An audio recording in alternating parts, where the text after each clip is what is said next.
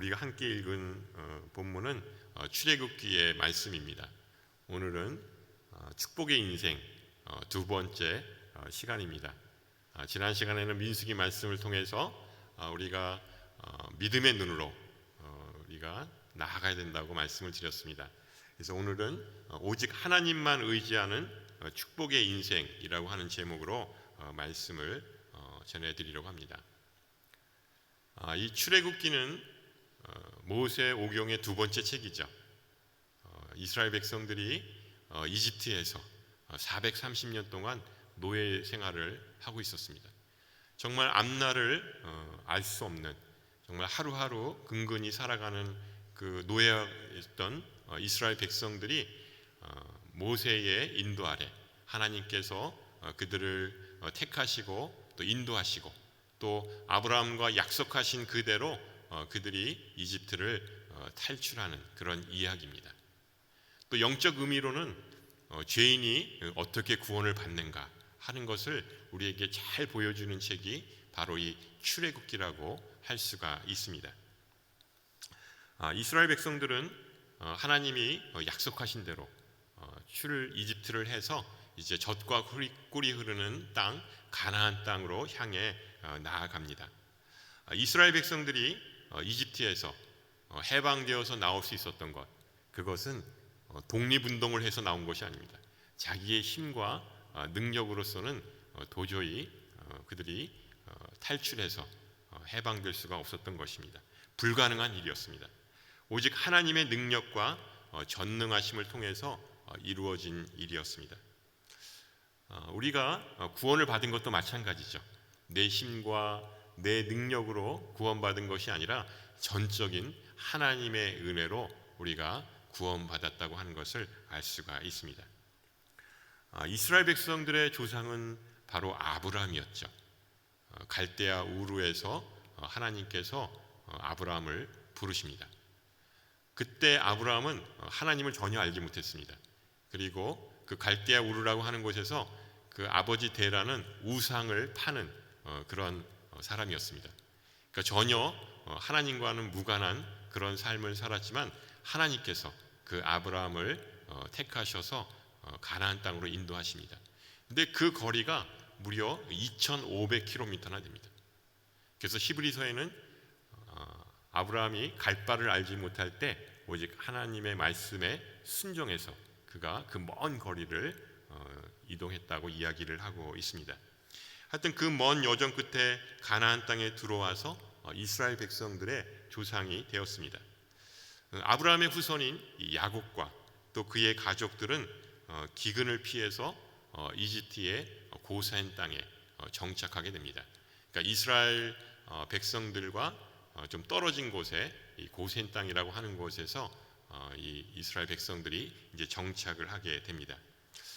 야곱의 가족들, 그들은 이 국무총리가 된 그 요셉에 의해서 그 기근을 피해서 그들이 이집트 땅에 이제 살게 된 것이죠.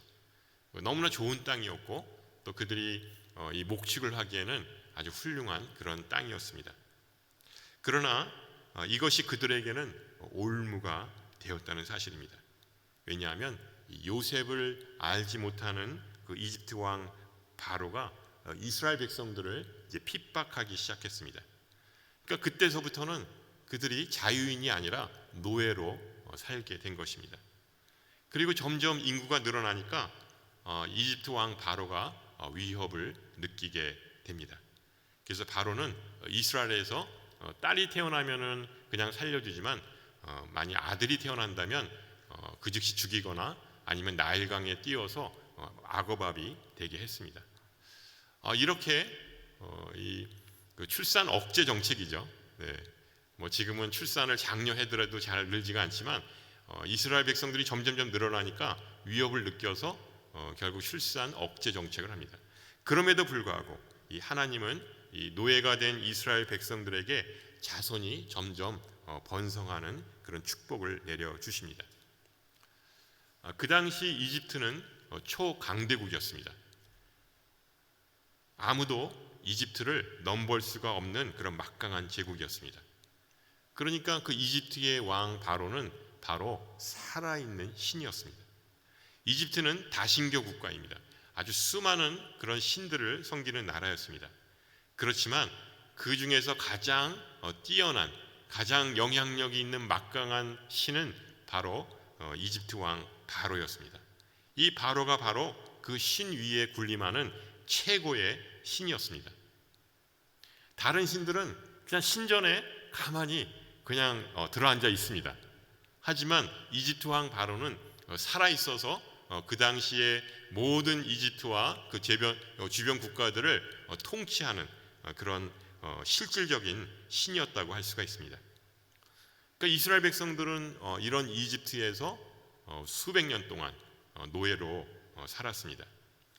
여호와 하나님은 이 노예로 살고 있는 이스라엘 백성들의 신음소리를 들으시고 그들을 구원하려고 하십니다.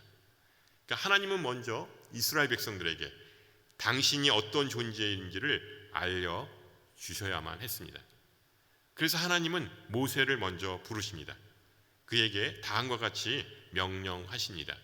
6장 7절 말씀인데요, 우리 같이 한번 읽도록 하겠습니다.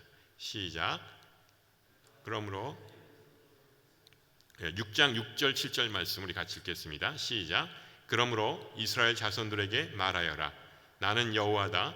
내가 너희를 이집트의 압지에서 빼내주고 그 속박에서 건져줄 것이다. 내가 쭉 뻗은 팔과 큰 심판으로 너희를 구원해 줄 것이다. 내가 너희를 내 백성으로 삼고 나는 너희의 하나님이 될 것이다. 그러면 내가 너희를 이집트 사람들의 압지에서 빼내준 너희 하나님 여호와인 줄 너희가 알게 될 것이다. 하나님은 이 모세를 통해서 이스라엘 백성들을 구원해 주신다고 약속하셨습니다. 그리고 하나님의 존재를 이제 선포하십니다. 나는 여호와다. 내가 너희를 내 백성으로 삼고 나는 너희의 하나님이 될 것이다. 그러니까 여호와 하나님은 이 아브라함 때서부터 이스라엘 백성들을 택하시고 약속하셨습니다. 복의 근원으로 삼겠다. 하늘의 별과 같이 또 바다의 모래와 같이 그런 수많은 그런 민족들을 이루어 주실 것이다라고 약속하셨습니다. 우리들도 하나님의 택함 받은 백성들입니다. 한 번 택함 받은 백성들은 절대 포기하지 않으십니다. 또 우리 주님은 세상 끝날까지 우리와 함께 하시겠다고 약속하셨습니다. 출애굽기 2장 24절에 보시면 이런 말씀이 있습니다. 오늘 우리가 같이 읽지는 않았지만 한번 자막을 통해서 같이 읽도록 하겠습니다. 시작. 하나님께서는 이스라엘 민족의 신음소리를 들으시고 아브라함과 이삭과 야곱과 맺은 언약을 기억하셨습니다. 하나님은 아브라함의 하나님, 이삭의 하나님, 야곱의 하나님이라고 하셨습니다. 그리고 그 조상들로부터 복의 근원으로 이스라엘 민족을 이루시겠다고 약속을 하셨습니다. 하나님은 한 번 약속하신 것은 반드시 지키시는 분입니다. 하나님은 언약 맺으신 것을 절대 잊지 않으십니다. 수백 년 전에 아브라함과 이삭과 야곱에게 하신 그 약속을 잊지 않으시고 그 약속을 지키십니다. 그러나 수백 년 동안 여호와 하나님을 잊고 살았던 이스라엘 백성들에게 여호와 하나님은 비존재였습니다. 그 존재를 알 수가 없었습니다. 잊혀진 존재였습니다. 왜냐하면 430년 동안 잊혀진 존재였기 때문에 그렇습니다. 430년이면 얼마나 되는지 아십니까? 우리나라 역사로 따지면 임진왜란 때 나타나신 하나님입니다. 임진왜란 때 나타나신 하나님이 그 430년 동안 침묵하고 계셨던 거예요. 전혀 이스라엘 백성들에게 한 번도 나타나지 않으셨던 것입니다. 아니 그러니 이스라엘 백성들이 어떻게 하나님의 존재를 알 수가 있었겠습니까? 그럼 왜 하나님은 나타나지 않으셨을까요? 왜 침묵하고 계셨을까요? 그것은 하나님의 생각과 우리의 생각이 다르기 때문입니다. 하나님의 때와 우리의 때가 다릅니다. 하나님은 하나님의 때에 이스라엘 백성들을 구원해 내십니다. 우리가 때로는 참지 못하고 또 인내하지 못한 것, 그것은 우리가 하나님의 뜻을 알지 못하기 때문에 우리가 조급한 그런 마음에서 우리가 나온 것이라 할 수 있습니다. 그러니까 우리가 하나님의 생각을 다 알 수 없죠. 다만 우리가 이제 분명히 알아야 될 것은 하나님의 주권을 우리가 인정해야 한다고 하는 것이죠. 이제 하나님이 나타나셨습니다. 그들 앞에 나타나셔서 내가 너희들을 구원해 주겠다라고 말씀하십니다. 그래서 하나님은 먼저 모세를 먼저 세우십니다. 지도자를 세워서 그 지도자를 통해서 이스라엘 백성들을 이제 구원하시려고 합니다. 그런데 이 모세가 거절합니다. 너를 이스라엘의 지도자로 세워서 이스라엘 백성들을 출애굽시켜 주겠다 했는데 모세가 거절을 하는 거예요. 그것도 한 번이 아니라 3번씩이나 거절을 합니다. 모세가 계속 하나님께 고집을 부립니다. 왜 고집을 부렸을까요? 일부러 한번 그렇게 튕겨본 걸까요? 모세는 첫 번째로 하나님을 믿을 수가 없었습니다. 모세가 여태까지 경험한 바로는 하나님보다 이집트의 왕 바로가 더 힘센 신이었기 때문에 그렇습니다. 그동안 하나님은 이집트에서는 아무런 영향력이 없었습니다. 모세는 또 하나님께 섭섭했습니다. 젊었을 때 자기가 의분에 못 이겨서 그 이집트 사람을 때려 죽인 일이 있었습니다. 그런데도 하나님은 도와주지 않으셨습니다. 또 미디안 광야로 도망쳐서 40년 동안 목동으로 양들과 함께 살았지만 한 번도 나타나지 않으셨고요, 위로해 주지 않으셨습니다. 모세는 너무나 섭섭했습니다. 또 나이가 이제 80이 되어서 이제 다 늙은 할아버지가 되었는데 이스라엘 백성들을 이끌고 나가겠다고 한다면 사람들이 비웃을 게 분명했다고 그렇게 생각을 했습니다. 모세는 두 번째로 자기 동족 이스라엘을 믿을 수가 없었습니다. 자기 동족을 위해서 이집트 사람을 때려 죽였고 또 이스라엘 사람들을 그가 같은 동족이라 얘기했지만 정작 이스라엘 사람들은 모세를 동족으로 인정하지 않았습니다. 그래서 미디안 광야로 도망쳤습니다. 또 40년 동안 이스라엘 백성들을 떠나 있었기 때문에 아무도 그를 알아주지 않는 잊혀진 존재였습니다. 모세는 세 번째로 자기 자신을 믿을 수가 없었습니다.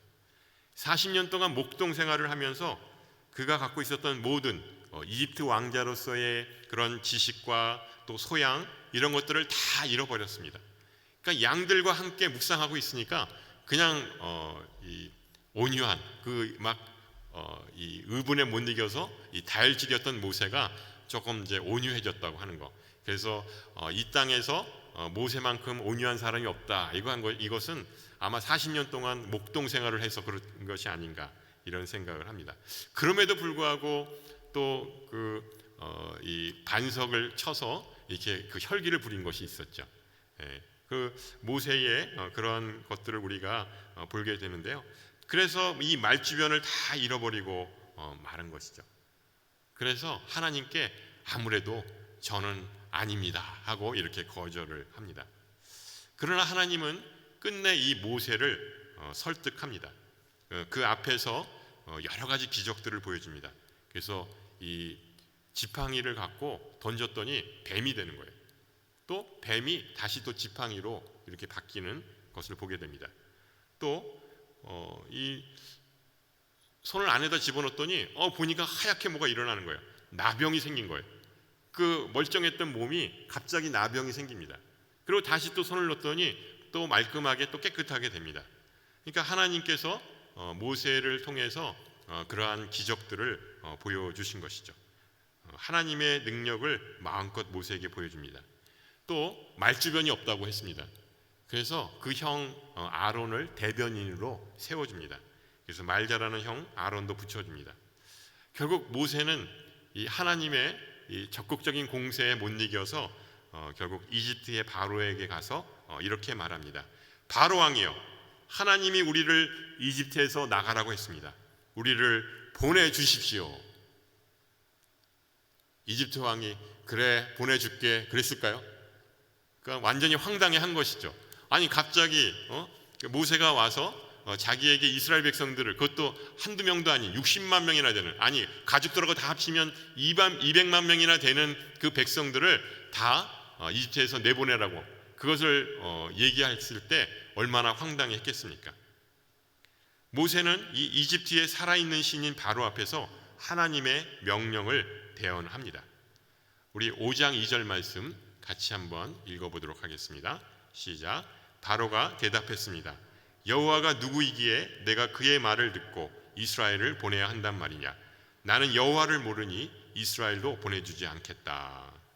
바로는 여호와가 누군지 모르겠다라고 이야기를 합니다. 이 말은 무슨 뜻입니까? 나는 여호와를 인정하지 않겠다. 이 말과 똑같은 것입니다. 왜냐하면 이집트 왕 바로는 그 수많은 신들 중에서 가장 위대한 신이기 때문에 그렇습니다. 그런데 내가 어떻게 그 여호와를 인정할 수 있단 말이냐? 나 외에 위대한 신은 없다.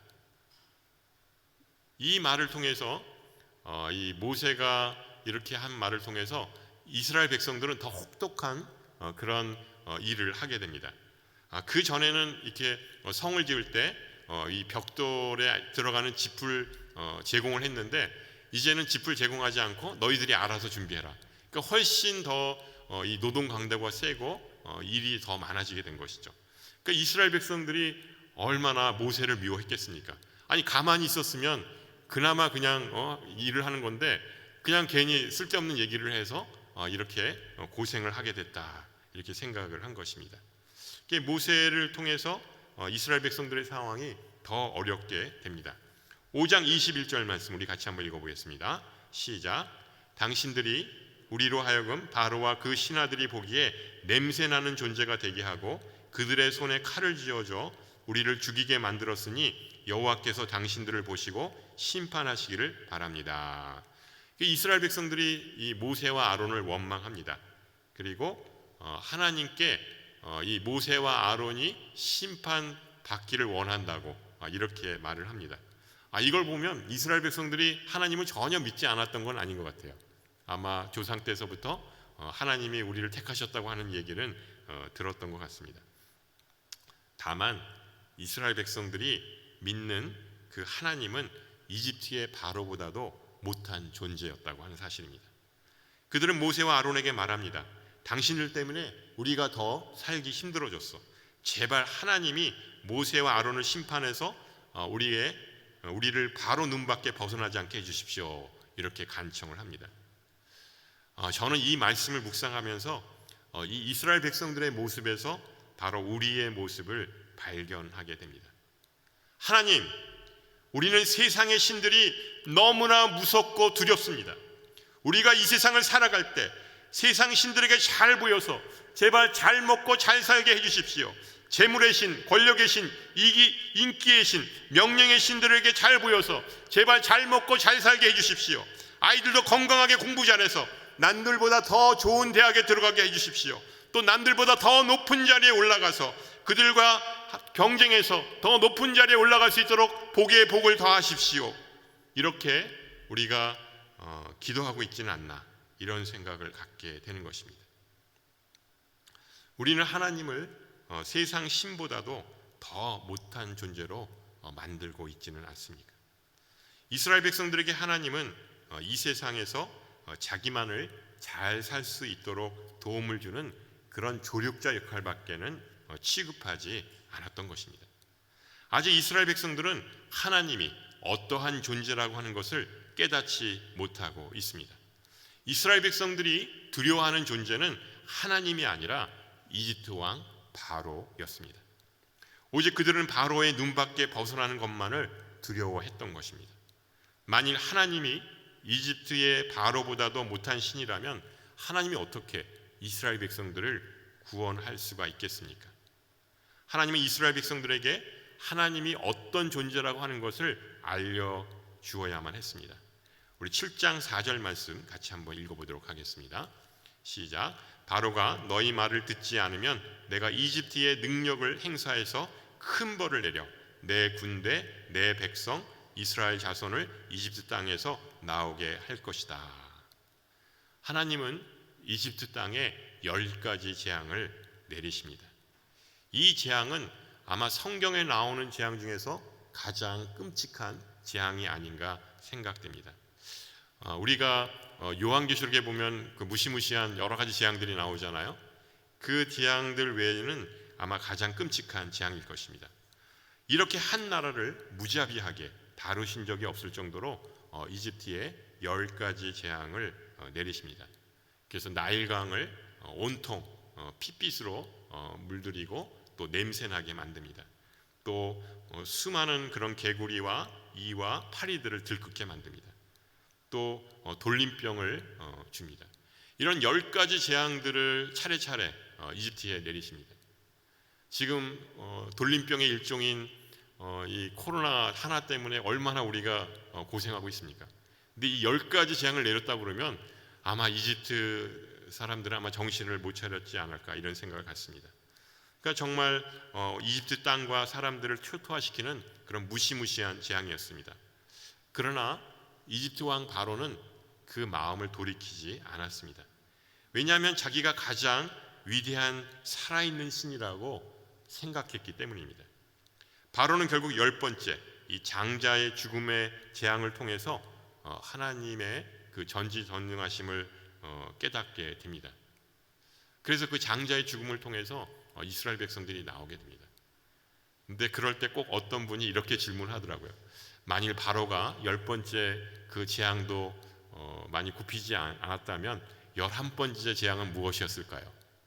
여러분 궁금하지 않으십니까? 11번째 재앙이 있었다면 무엇이었을까? 그것은 아마 이집트 땅의 모든 생명들을 다 죽이셨지 않을까? 그러니까 거기까지는 갈 수가 없어서 이 장자의 재앙만을 내리신 거라고 생각이 듭니다. 7장 5절 말씀 우리 같이 한번 읽어보도록 하겠습니다. 시작. 내가 내 손을 이집트에 뻗어서 이스라엘 자손을 그곳에서 이끌어낼 때 이집트 사람들이 내가 여호와인 줄 알게 될 것이다.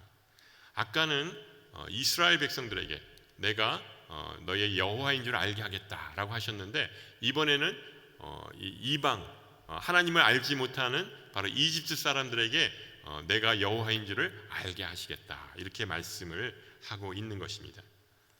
하나님은 이 바로와 이집트 백성들에게 여호와 하나님이 어떤 분이라고 하는 것을 똑똑히 보여주셨습니다. 이집트 백성들에게는 여호와 하나님은 무서운 심판자 하나님이었습니다. 오늘 말씀에서 우리는 하나님의 두 가지 속성을 볼 수가 있습니다. 하나는 구원자 하나님입니다. 아브라함을 통해서 이스라엘 백성들을 택하시고 복을 주시겠다고 약속하십니다. 이스라엘 백성들이 430년 동안 이집트의 노예 생활을 했지만 결국 하나님은 이스라엘 백성들을 구원해 주시고 또 그 약속을 반드시 지키시는 것을 보게 됩니다. 하나님은 우리를 그렇게 택하시고 또 구원하시고 복을 주십니다. 우리는 전능하신 하나님의 약속을 믿고 인내하며 살아가야 합니다. 두 번째 속성은 심판자 하나님입니다. 이집트 백성들에게는 무시무시한 심판의 하나님이었습니다. 하나님은 세상을 지배하며 살아있는 신인 이 이집트의 바로를 철저하게 무너뜨리십니다.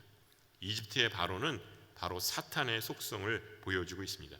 하나님을 외면하면서 또 전능하신 하나님의 주권을 인정하지 않습니다. 하나님을 외면하고 무시하는 자들은 하나님의 심판을 면할 길이 없는 것입니다. 그래서 돌이켜야 살아납니다. 돌이키지 않으면 멸망할 수밖에 없는 것입니다.